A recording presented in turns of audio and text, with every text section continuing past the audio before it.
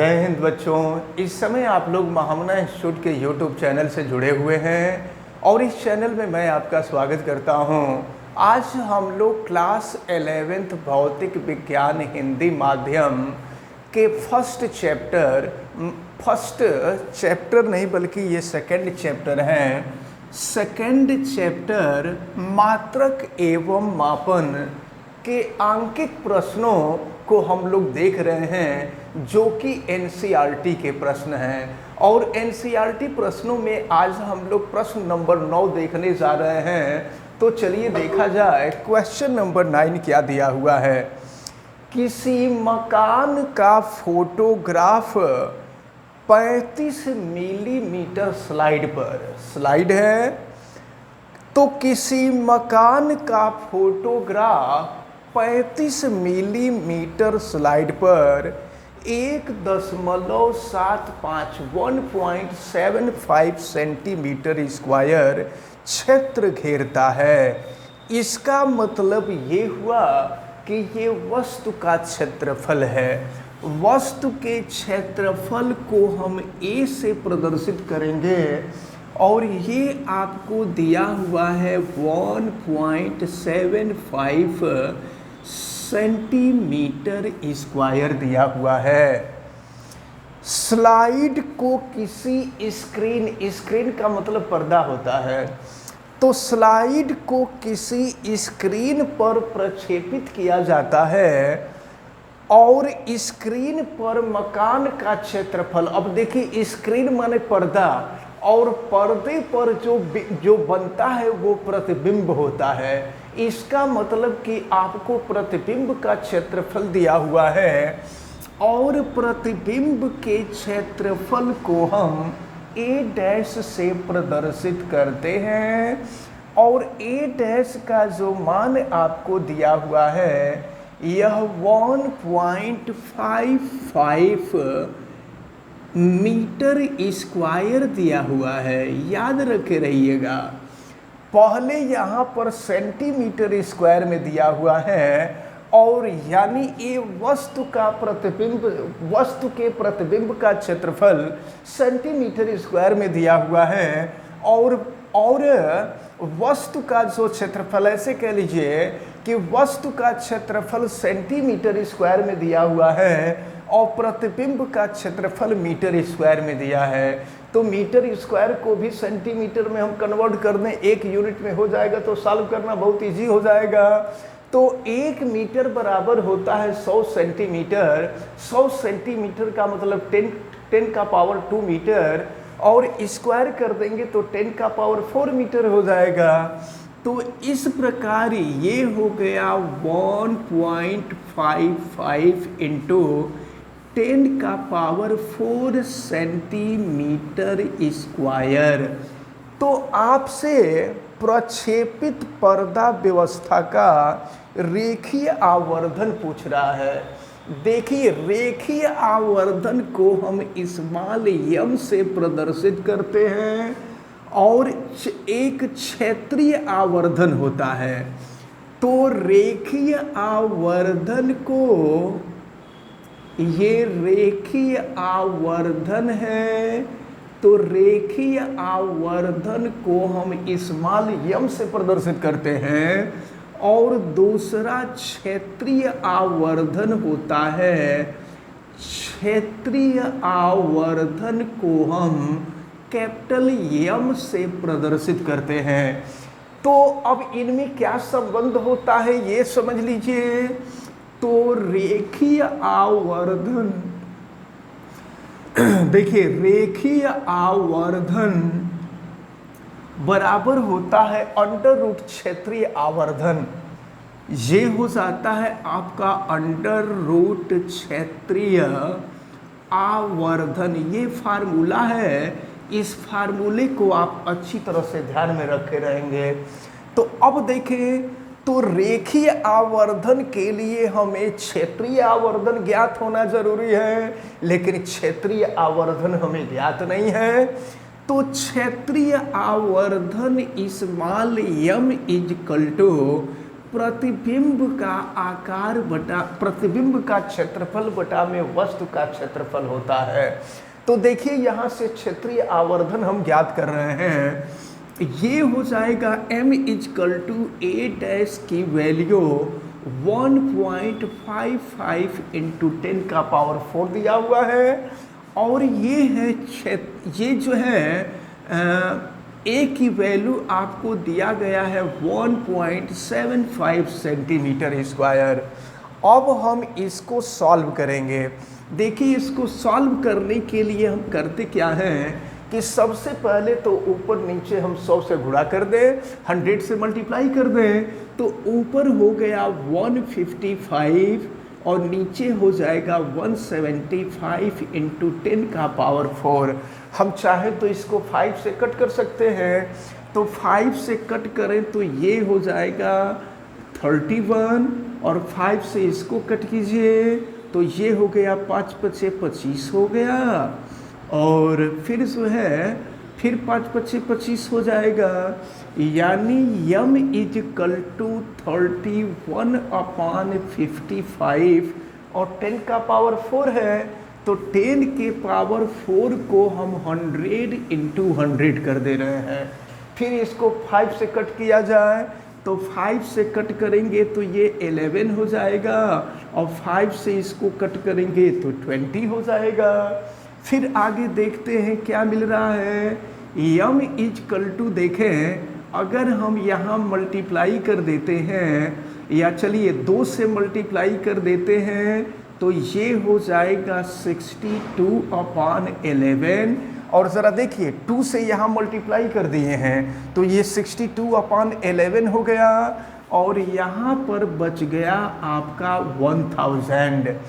अब हम 62 को 11 से डिवाइड कर देते हैं, और देखें 11 से डिवाइड कर देंगे तो ये वैल्यू लगभग 8.857 इंटू हो जाएगा 1000।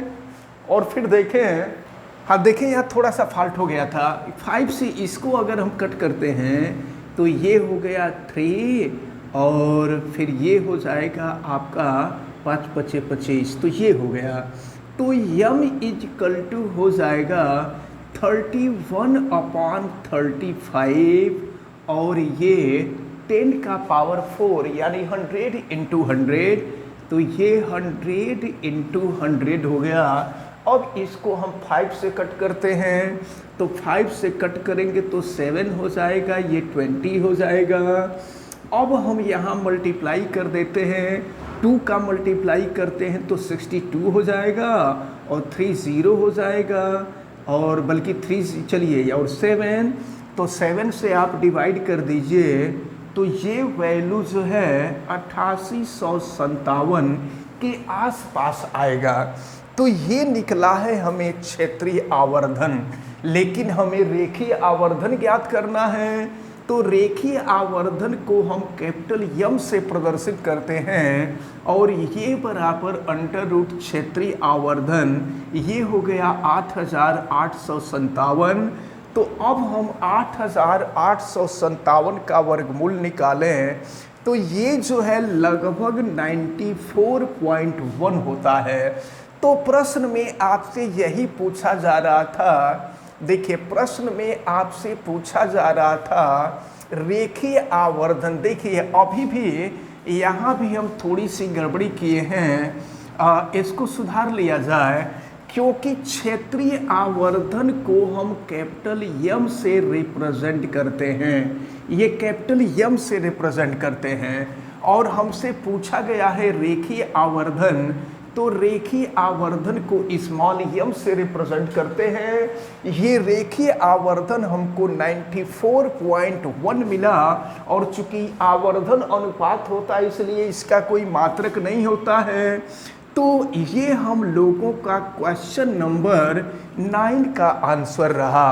अब इसके बाद हम लोग क्वेश्चन नंबर 10 देखेंगे। तो चलिए आगे बढ़ते हैं हम लोग। अब हम देखते हैं क्वेश्चन नंबर 10। क्वेश्चन नंबर 10 में दिया हुआ है, निम्नलिखित में सार्थक अंकों की संख्या लिखिए। सार्थक अंकों की संख्या लिखनी है। तो देखें आप पहले में यहाँ पर 0.007 है, तो अशून्य अंक के पहले जो 0 होता है वो सार्थक अंक नहीं होता है, तो इसमें सार्थक अंकों की संख्या 1 है। अब दूसरे में आ जाइए, 10 के पावर में जो संख्या होती है वो सार्थक अंक नहीं होता है, तो इसलिए यहाँ पर सार्थक अंकों की संख्या 3 है। अब इसके बाद अगर हम इस C वाले को देखें तो यहाँ देखिए दशमलव के पहले 0 है तो वो सार्थक अंक नहीं होगा, लेकिन अशून्य अंक के बाद 0 होगा तो वो सार्थक अंक होगा। तो यहाँ पर 1 2 3 4 सार्थक अंकों की संख्या 4 है। और यहाँ पर भी अगर हम देखें तो यहाँ पर भी सार्थक अंकों की संख्या 1 2 3 4 और शून्य अंक के बाद 0 होता है तो वो सार्थक अंक होता है, यानी यहाँ पर भी सार्थक अंकों की संख्या 4 होगी। और ई में देखें 6.032 न्यूटन पर मीटर स्क्वायर दिया हुआ है, तो यहाँ पर भी देखिए सार्थक अंकों की संख्या 1 2 3 4 है। और यहाँ पर अगर हम सार्थक अंक देखें तो यहाँ पर भी सार्थक अंकों की संख्या देखिए, अशून्य अंक के पहले 0 होगा तो वो सार्थक अंक नहीं होगा, लेकिन इसके बाद होगा तो वो सार्थक अंक होगा। यहाँ से यहाँ तक सार्थक अंक हैं, यानी यहाँ पर सार्थक अंकों की संख्या 4 है। अब हम लोग क्वेश्चन नंबर 11 को देखेंगे और चलिए देखते हैं।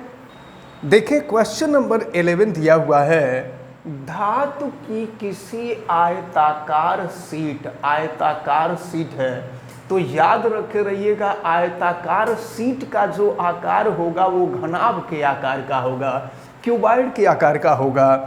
तो धातु की किसी आयताकार शीट की लंबाई, चौड़ाई और मोटाई, देखिए लंबाई, चौड़ाई और मोटाई, मोटाई को हम ऊंचाई भी कह सकते हैं, और ये दिया हुआ है 4.234 मीटर, और चौड़ाई दिया हुआ है 1.005 मीटर, और ऊंचाई यानी मोटाई दिया हुआ है, और ये दिया हुआ है 2.01 सेंटीमीटर। तो सेंटीमीटर को मीटर में कन्वर्ट करना होगा, सबको एक ही सिस्टम में रखना होगा हम लोगों को। तो सेंटीमीटर को मीटर में कन्वर्ट करें, सेंटीमीटर को मीटर में कन्वर्ट करने के लिए 100 से डिवाइड कर देते हैं, तो 100 से डिवाइड यानी 10 का पावर 2 से डिवाइड करेंगे, और 10 का पावर 2 ऊपर जाएगा तो 10 का पावर -2 हो जाएगा। तो ये हो जाएगा आपका 2.01 इंटू 10 का पावर -2 मीटर हो जाएगा। तो देखिए आपसे क्या पूछ रहा है, उचित सार्थक अंकों तक इस शीट का क्षेत्रफल एवं आयतन ज्ञात कीजिए। तो ये जो शीट, जैसा कि हमने पहले ही बताया है कि धातु का कोई शीट, देखिए धातु का जो शीट होगा वो डस्टर के आकार का होगा, और ये डस्टर घनाभ है, तो घनाभ का क्षेत्रफल और घनाभ का आयतन आपसे पूछा जा रहा है।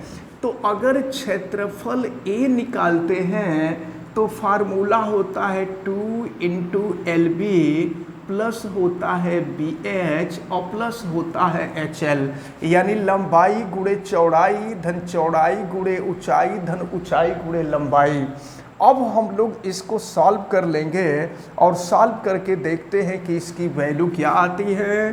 तो A = 2, लंबाई देखें ये है 4.234, चौड़ाई है 1.005, फिर चौड़ाई 1.005, ऊंचाई है 2.01 इंटू 10 का पावर -2 है।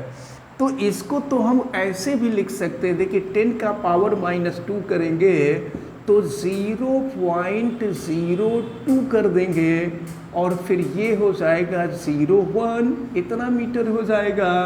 तो हम यही कर देते हैं। तो देखिए AH की वैल्यू हम रख देते हैं 0.0201 और फिर ये है 0.0201 इंटू यल की वैल्यू है 4.234। अब इसको हम लोगों को सॉल्व करना है, तो इसको सॉल्व करने के लिए देखें 2, अब इन दोनों का हम मल्टीप्लाई करके देखें कि इन दोनों का मल्टीप्लिकेशन कितना आ रहा है। तो ये जो वैल्यू है 4.25517, एक चीज़ मैं आपको बता रहा हूँ कि ये जो वैल्यू हम लिख रहे हैं ये लगभग में लिख रहे हैं। आप इसको सॉल्व करिएगा, सॉल्व करने के बाद ही देखिएगा कि इसकी वैल्यू कितनी आ रही है। और चलिए अब इसके बाद हम देखते हैं, हाँ दूसरे वाले का हम मल्टीप्लिकेशन करते हैं, यानी इसका और इसका मल्टीप्लिकेशन करते हैं। तो ये हो जाएगा आपका 0.0202 और ये हो जाएगा 005। मैं फिर से कह रहा हूँ, इसको अंदाज पे लिख रहा हूँ, मल्टीप्लिकेशन करने के बाद ही आप लिखेंगे। और प्लस इसके बाद हम दूसरे वाले का मल्टीप्लिकेशन करते हैं। तो दूसरे वाले का जो मल्टीप्लिकेशन है ये 0.085 और 1034 आएगा। अब ज़रा ध्यान पूर्वक देखें, तो अब जो है ये 2 इंटू, अब इन सबको हमें जोड़ लेना होगा। तो सबको जोड़ करके देखिए कि ये वैल्यू कितनी आ रही है, ज़रा देखा जाए। तो देखते हैं, अब इन तीनों को हमने जोड़ा है तो 4.360473 आया है। अब हम इसमें 2 से मल्टीप्लाई कर देंगे तो ये वैल्यू 8.72074 और ये 78 क्षेत्रफल है तो मीटर स्क्वायर हो जाएगा। तो आपसे सीट का क्षेत्रफल पूछा जा रहा था, लेकिन देखिए उचित सार्थक अंकों में आपसे पूछ रहा था। तो अब उचित सार्थक अंक में इसका मान क्या होगा, देखिए लंबाई दिया हुआ है, लंबाई में सार्थक अंकों की संख्या 4 है, चौड़ाई में सार्थक अंकों की संख्या भी 4 है और ऊंचाई यानी मोटाई में सार्थक अंकों की संख्या 3 है। तो न्यूनतम सार्थक अंकों की संख्या जितनी होती है उतना ही उचित सार्थक अंक में अंक को लिखा जाता है। तो न्यूनतम सार्थक अंकों की संख्या 3 है, इसीलिए हम 3 सार्थक अंकों में इसको लिखेंगे। तो ये हो जाएगा 8.27 मीटर स्क्वायर हो जाएगा। तो ये हमें धातु के सीट का क्षेत्रफल निकला। अब हमको धातु के सीट का आयतन निकालना है, यानी घनाभ का आयतन निकालना है। तो घनाभ का आयतन बराबर लंबाई गुणे चौड़ाई गुणे ऊंचाई होता है। लंबाई है 4.23234 और चौड़ाई है 1.005 और ऊंचाई है ये 0.0201। अब हम इन तीनों का मल्टीप्लाई करेंगे तो देखें तीनों का मल्टीप्लाई करने पर ये वैल्यू कितनी आ रही है।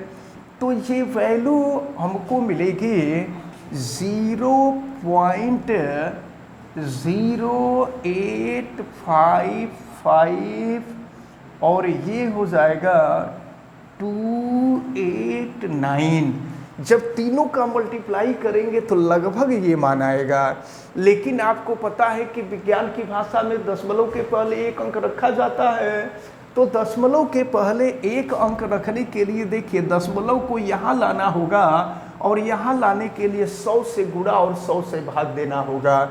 तो देखिए 100 से गुणा कर देते हैं तो 8.55 और 289 हो गया। इसमें हम 100 से गुणा कर दिए और 100 से भाग कर देंगे तो 10 का पावर -2 हो जाएगा और आयतन है तो मीटर क्यूब हो जाएगा, लेकिन इसको भी उचित सार्थक अंक में ही लिखना है।